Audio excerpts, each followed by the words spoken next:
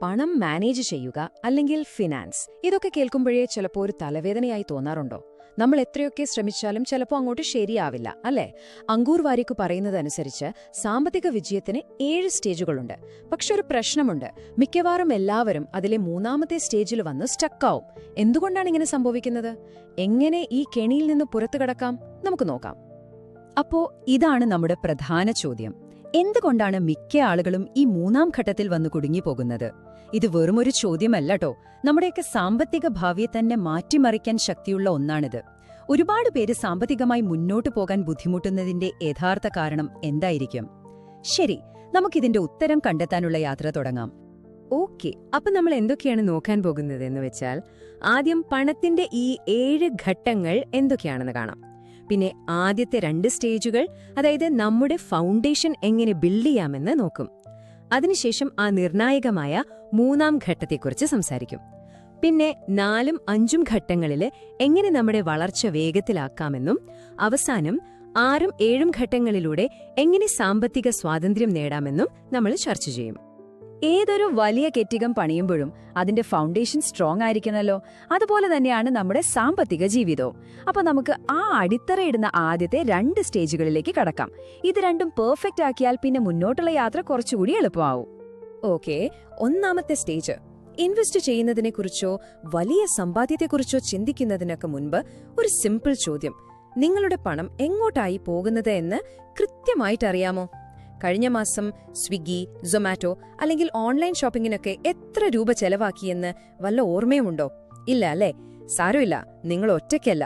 പക്ഷെ ഒരു കാര്യം മനസ്സിലാക്കുക, നമ്മുടെ സാമ്പത്തിക യാത്രയുടെ തുടക്കം ഇവിടെ നിന്നാണ്. അപ്പോ ഇതിനൊരു എളുപ്പ വഴിയുണ്ട്. അതാണ് ഈ 50-30-20 റൂള്. സംഭവം സിമ്പിളാണ്. നിങ്ങളുടെ വരുമാനത്തിന്റെ 50% ആവശ്യങ്ങൾക്ക്, അതായത് വാടക, ഭക്ഷണം, ബില്ലുകൾ, ഇതിനൊക്കെ. 30% നിങ്ങളുടെ ആഗ്രഹങ്ങൾക്ക്, സിനിമ കാണാനോ പുറത്തുനിന്ന് ഭക്ഷണം കഴിക്കാനോ ഒക്കെ. ബാക്കി വരുന്ന 20% അത് നിർബന്ധമായും സേവിങ്സിനും ഇൻവെസ്റ്റ്മെന്റിനും വേണ്ടി മാറ്റിവെക്കണം. ശരി, ബഡ്ജറ്റിംഗ് പഠിച്ചു. ഇനി 2ാമത്തെ സ്റ്റേജ്. മുന്നോട്ടോടുന്നതിന് മുൻപ് നമ്മളെ പിന്നോട്ട് വലിക്കുന്ന ചില കാര്യങ്ങളുണ്ട്, അല്ലേ? അതാണ് കടങ്ങൾ, പ്രത്യേകിച്ച് ഉയർന്ന പലിശയുള്ള കടങ്ങൾ. ആദ്യം ആ ഭാരം ഇറക്കി വെക്കണം. എന്നിട്ട് നമുക്കൊരു സേഫ്റ്റി നെറ്റ്, ഒരു സുരക്ഷാ കവചം ഉണ്ടാക്കണം. അപ്പോ എല്ലാ കടങ്ങളും ഒരുപോലെയാണോ? അല്ലേ അല്ല. ചില കടങ്ങൾ നല്ലതാണ്, ചിലത് വളരെ മോശവും. ഒരു പുതിയ ഫോൺ വാങ്ങാനോ വെക്കേഷന് പോകാനോ ക്രെഡിറ്റ് കാർഡ് ഉപയോഗിച്ച് കടം വാങ്ങുന്നത് ചീത്ത കടമാണ്.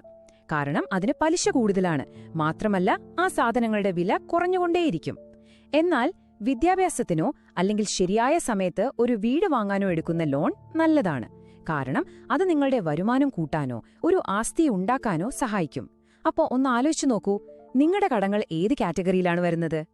ജീവിതത്തില് എപ്പോ വേണമെങ്കിലും എന്തും സംഭവിക്കാം, അല്ലേ? ഒരു അസുഖം വന്നാലോ ജോലി പോയാലോ എന്തു ചെയ്യും? അവിടെയാണ് ഈ സുരക്ഷാ വലയത്തിന്റെ ആവശ്യം. 3 കാര്യങ്ങൾ നിർബന്ധമായും വേണം. 1, ഒരു ഹെൽത്ത് ഇൻഷുറൻസ്. 2, ഒരു ടേം ലൈഫ് ഇൻഷുറൻസ്. പിന്നെ ഏറ്റവും പ്രധാനമായി ഒരു എമർജൻസി ഫണ്ട്. അതായത് ഒരു 3 മുതൽ 12 മാസം വരെയുള്ള നിങ്ങളുടെ ചെലവുകൾക്കുള്ള പണം എപ്പോഴും കയ്യിലുണ്ടായിരിക്കണം. ഈ 3 എണ്ണമാണ് നിങ്ങളുടെ ഫിനാൻഷ്യൽ ഗാർഡുകൾ. ഓക്കെ, ആദ്യത്തെ 2 സ്റ്റേജുകൾ ക്ലിയർ. ഇനിയാണ് ശരിക്കുള്ള കളി തുടങ്ങുന്നത്. സ്റ്റേജ് 3. ഇതിനെ ഒരു ഗ്രേറ്റ് ഫിൽട്ടർ എന്നാണ് പറയുന്നത്. അതായത് ഒരു വലിയ അരിപ്പ. ഒരുപാട് പേരുടെ സാമ്പത്തിക സ്വപ്നങ്ങൾ ഇവിടെ വന്ന് തട്ടിത്തടഞ്ഞു വീഴും. എന്തുകൊണ്ടാണ് ഈ സ്റ്റേജ് ഇത്ര വലിയൊരു പരീക്ഷണമാകുന്നതെന്ന് നമുക്ക് നോക്കാം. ആസ്തി, ബാധ്യത, ഈ വാക്കുകൾ കേട്ട് പേടിക്കേണ്ട. സംഭവം വളരെ സിമ്പിളാണ്. നിങ്ങളുടെ പോക്കറ്റിലേക്ക് പണം കൊണ്ടുവരുന്ന എന്തും ഒരു ആസ്തിയാണ്. ഉദാഹരണത്തിന് സ്റ്റോക്കുകൾ, അല്ലെങ്കിൽ വാടക കിട്ടുന്ന ഒരു പ്രോപ്പർട്ടി. ഇനി നിങ്ങളുടെ പോക്കറ്റിൽ നിന്ന് പണം പുറത്തേക്ക് കൊണ്ടുപോകുന്ന എന്തും ഒരു ബാധ്യതയാണ്. നിങ്ങളുടെ കാറ്, നിങ്ങൾ സ്വന്തമായി ഉപയോഗിക്കുന്ന ഫോൺ, ഇതൊക്കെ ഉദാഹരണങ്ങൾ. 3ാം ഘട്ടത്തിന്റെ പ്രധാന ലക്ഷ്യം എന്താണെന്നോ? നിങ്ങളുടെ ആദ്യത്തെ യഥാർത്ഥ ആസ്തി ഉണ്ടാക്കുക എന്നതാണ്. ഈ നമ്പർ കണ്ടോ? 2.1 വർഷം. സത്യം പറഞ്ഞാൽ ഇത് വളരെ ഷോക്കിംഗ് ആയിട്ടുള്ളൊരു കണക്കാണ്. ഇന്ത്യയിൽ ഒരു ശരാശരി SIP നിക്ഷേപകൻ എത്ര കാലം ആ നിക്ഷേപം തുടരുന്നു എന്നതിന്റെ കണക്കാണിത്. വെറും 2 വർഷം. ഇതുകൊണ്ടുള്ള പ്രശ്നം എന്താണോ? കോമ്പൗണ്ടിംഗ് എന്ന് പറയുന്ന ഒരു മാജിക് ഉണ്ട്. നിങ്ങളുടെ പണം നിങ്ങൾക്ക് വേണ്ടി കൂടുതൽ പണം ഉണ്ടാക്കുന്ന ഒരു പ്രോസസ്സ്. അതിന് പ്രവർത്തിക്കാൻ സമയം വേണം. പക്ഷെ ക്ഷമയില്ലാതെ നമ്മൾ അതിനെ ഇടയ്ക്ക് വെച്ച് നിർത്തുമ്പോൾ ആ മാജിക് കാണാനുള്ള അവസരമാണ് നമ്മൾ നഷ്ടപ്പെടുത്തുന്നത്. അപ്പോ എങ്ങനെ ഈ മൂന്നാം ഘട്ടം മറികടക്കാം? അതിനുള്ള ഉത്തരം നമ്മുടെ മൈൻഡ് സെറ്റിലാണ്. ഈ 2 രീതികൾ നോക്കൂ. സാധാരണ ചിന്താഗതി എന്താ? ശമ്പളം കിട്ടുന്നു, എല്ലാ ചിലവുകളും കഴിയുന്നു, അവസാനം എന്തെങ്കിലും ബാക്കിയുണ്ടെങ്കിൽ അത് നിക്ഷേപിക്കുന്നു. എന്നാൽ സമ്പന്നരുടെ ചിന്താഗതി നേരെ തിരിച്ചാണ്. ശമ്പളം കിട്ടിയാൽ ആദ്യം തന്നെ നിക്ഷേപിക്കാനുള്ളൊരു തുക അങ്ങോട്ട് മാറ്റിവെക്കും. എന്നിട്ട് ബാക്കിയുള്ള പണം കൊണ്ട് ചിലവുകൾ നടത്തും. പേ യുവർ സെൽഫ് ഫസ്റ്റ് എന്ന് പറയും. ഈ ഒരൊറ്റ മാറ്റം ഇത് നിങ്ങളുടെ സാമ്പത്തിക ജീവിതത്തെ മുഴുവനായി മാറ്റിമറിക്കാൻ കഴിവുള്ളൊന്നാണ്. അപ്പോ ആ മൂന്നാമത്തെ വലിയ കടമ്പ കടന്നു കഴിഞ്ഞാൽ പിന്നെ കാര്യങ്ങൾ സ്പീഡാവും. പിന്നെ വളർച്ചയുടെ സമയമാണ്. നമ്മുടെ ഫിനാൻഷ്യൽ ജേർണിയുടെ സ്പീഡ് കൂട്ടുന്ന സ്റ്റേജ് 4ലേക്കും 5ലേക്കും സ്വാഗതം. ഇനി 4ാമത്തെ സ്റ്റേജ്. എന്തുകൊണ്ട് ഒന്നിലധികം വരുമാന മാർഗങ്ങൾ വേണം? കാരണം സിമ്പിളാണ്.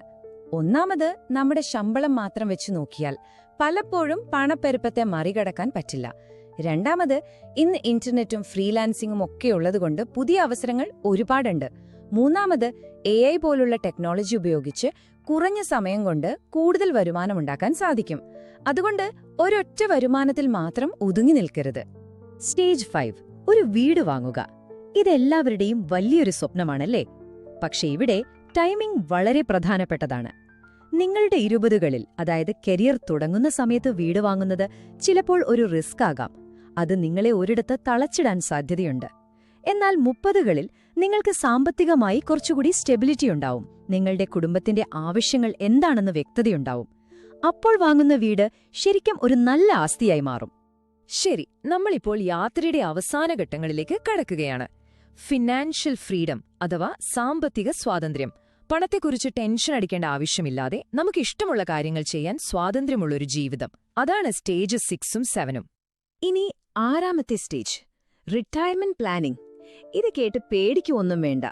ഈ ടേബിൾ ഒന്ന് നോക്കിക്കേ. നിങ്ങൾ 40ാം വയസ്സിൽ വെറും 5 ലക്ഷം രൂപയും മാസം 20,000 രൂപ SIPയും വെച്ച് തുടങ്ങിയാൽ പോലും 60 വയസ്സാകുമ്പോഴേക്കും ഏകദേശം 2.7 കോടി രൂപ കയ്യിലുണ്ടാവും.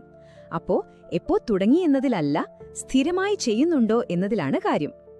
അവസാന സ്റ്റേജ്, സ്റ്റേജ് 7, യഥാർത്ഥ സാമ്പത്തിക സ്വാതന്ത്ര്യം. ഇതിന്റെ ആശയം ഇതാണ്: ജീവിച്ചിരിക്കുമ്പോൾ നല്ലൊരു ലൈഫ് ജീവിക്കുക. പിന്നീട് നിങ്ങൾ ജോലി നിർത്തുമ്പോൾ അല്ലെങ്കിൽ സമ്പാദിക്കുന്നത് നിർത്തുമ്പോൾ നിങ്ങളുടെ പണം നിങ്ങളെ നോക്കണം. നിങ്ങൾ ഉറങ്ങുമ്പോഴും പണം നിങ്ങൾക്കായി ജോലി ചെയ്തുകൊണ്ടിരിക്കുന്നൊരവസ്ഥ. മറ്റാരെയും ആശ്രയിക്കാതെ അന്തസ്സോടെ ജീവിക്കാൻ കഴിയുന്ന ആ ഒരവസ്ഥ, അതാണ് നമ്മുടെ അൾട്ടിമേറ്റ് ഗോൾ. അപ്പോ നമ്മൾ കവർ ചെയ്ത 7 സ്റ്റേജുകള് ഒന്നുകൂടി പെട്ടെന്ന് നോക്കാം. 1, നിങ്ങളുടെ പണം മാനേജ് ചെയ്യുക. 2, ചീത്ത കടങ്ങൾ ഒഴിവാക്കി ഒരു സേഫ്റ്റി നെറ്റ് ഉണ്ടാക്കുക. 3, നിങ്ങളുടെ ആദ്യത്തെ ആസ്തി നിർമ്മിക്കുക. 4, ഒന്നിലധികം വരുമാനമാർഗങ്ങൾ ഉണ്ടാക്കുക. 5, ശരിയായ സമയത്ത് വീട് വാങ്ങുക.